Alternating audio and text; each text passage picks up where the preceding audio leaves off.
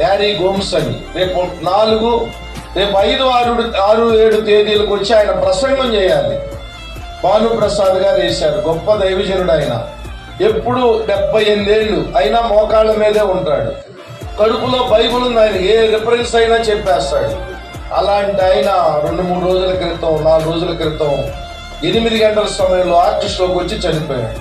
జనాలు రావాలి, ఆయన వాక్యం చెప్పాలి. కానీ మన బ్రతుకు ఎంతవరకు, మనం ఎప్పుడు ఎలా పోతామో మనకే తెలియదు.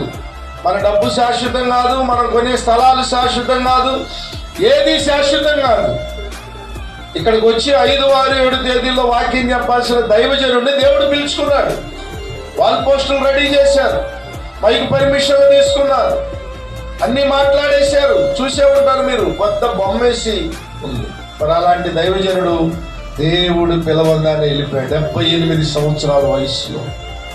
నీ ఆయుష్కాలం జాగ్రత్తగా ఉన్నప్పుడే నువ్వు పరిశుద్ధంగా బ్రతకాలి, నువ్వు కరెక్ట్గా యథార్థంగా బ్రతకాలి, నువ్వు దేవునికి నమ్మకంగా బ్రతకాలి.